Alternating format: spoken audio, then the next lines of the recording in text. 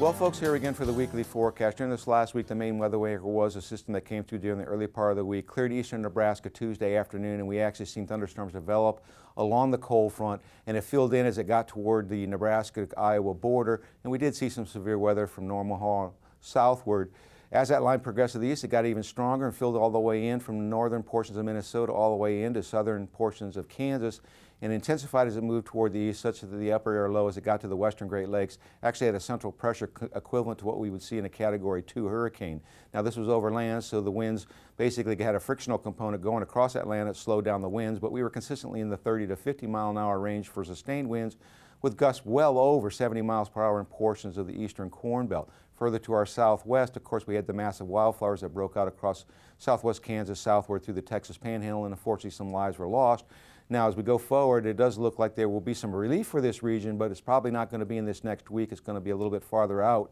More of the moisture will fall across the eastern portions of Oklahoma and Texas than it will in the western portions of those states. So as we go to the upper air model, we are noticing that we're in a northwest flow. That's what's bringing in the cold air and is helping to enhance the snowfall with the system that's passing through the state.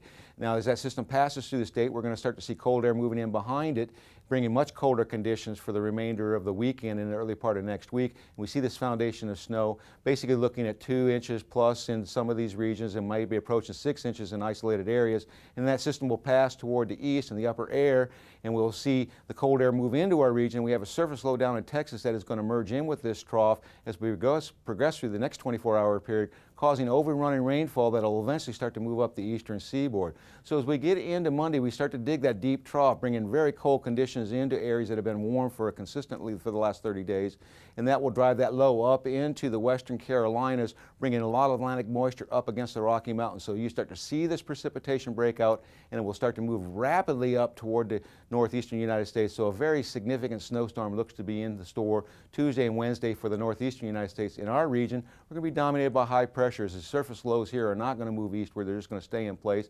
So we're looking at dry conditions with a warming trend, particularly as we start Tuesday, and even intensify as we go through the week. As we see a system coming to the western United States, that's going to pump this ridge up and allow some of the warmer air to our south to start building into our region. Won't be any precipitation with us, but we are definitely going to feel a difference in temperatures in regards to the warm-up.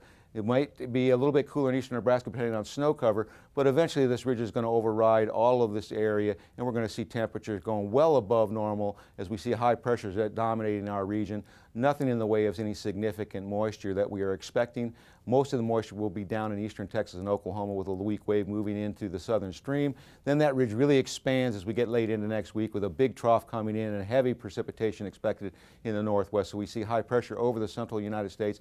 Temperatures are probably going to be closer to the 70-degree mark by the time we get into the Friday period, and heavy precipitation coming in, and that will expected to move into our region as we get late into the period. So if we look at the 8 to 14-day forecast with that ridge building eastward, we see above normal temperatures, and in terms of precipitation from next Thursday through the following Tuesday, well above normal moisture across the northern half of the United States.